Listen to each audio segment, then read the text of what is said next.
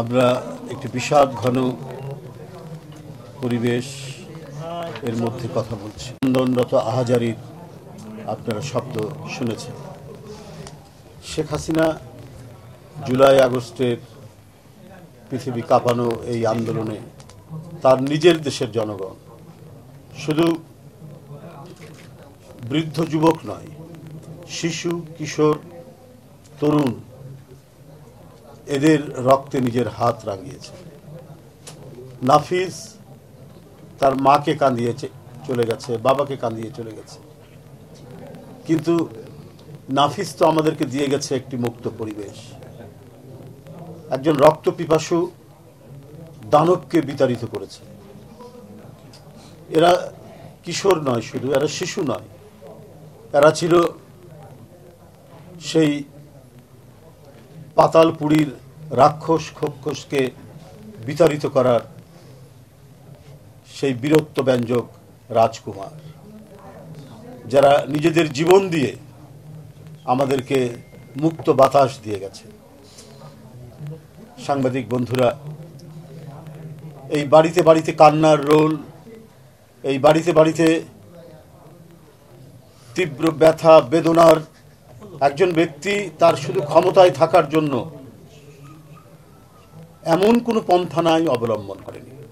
একটা নিষ্পাপ ফুলের মতো একটি কিশোর নাফিসকে হত্যা করতে দ্বিধা করেনি, শুধুমাত্র নিজের ক্ষমতাকে নিরাপদ করার জন্য। যিনি ক্ষমতাসীন ছিলেন তিনি আসলেই মানুষের রক্তে মাংসে গড়া কিনা এটা আজকে সন্দেহ হয়।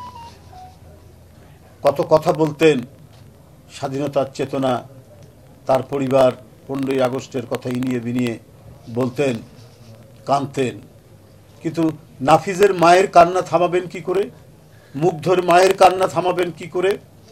আবু সাইদের মায়ের কান্না থামাবেন কি করে? এরকম অসংখ্য শিশু কিশোর যারা স্বপ্ন নিয়ে ইউনিভার্সিটি, কলেজ, স্কুলে পড়াশোনা করছিল, যারা তার পিতার সংসারের হাল ধরবার প্রত্যয় নিয়ে এবং ভালো মতো মানুষ হবে এই স্বপ্ন নিয়ে যারা স্কুল কলেজে পড়ছিল, আপনি সেই স্বপ্নকে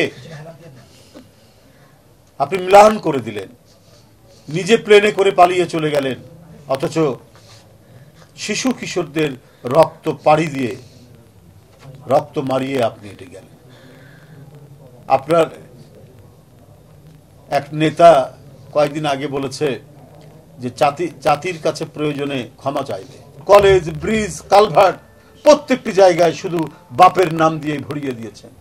1 টাকার নোট, 5 টাকার নোট, 10 টাকার নোট, 20 টাকার নোট, 100 টাকার নোট, 50 টাকার নোট, 500 টাকার নোট, প্রত্যেকটিতেই শুধু বাপের ছবি। আর এদেশের জন্য কেউ আন্দোলন করেনি, কেউ সংগ্রাম করেনি, কেউ রণাঙ্গনের মুক্তিযুদ্ধে নেতৃত্ব দেননি। আজকে মওলানা ভাসানীর ছবি নেই কেন টাকার নোটের মধ্যে? আজকে শহীদ রাষ্ট্রপতি জিয়াউর রহমান, তাজউদ্দিন সাহেবের ছবি নাই কেন?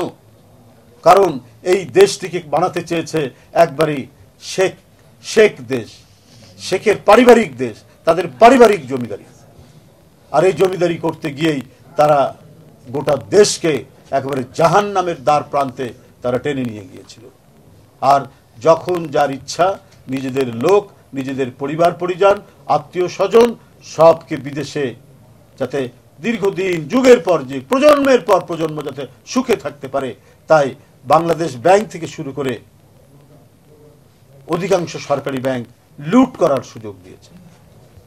লক্ষ কোটি টাকা লুটে নিয়ে গিয়েছেন তারা। ওদের একটা ভিতরে ভিতরে ঠিকই ভয় ছিল যে আমরা যে অনাচার করছি, যে পাপ করছি, এই পাপের প্রায়শ্চিত্ত করতে হবে। এই প্রায়শ্চিত্তের ভয় ভিতরে ভিতরে ছিল, কিন্তু প্রকাশ করত না।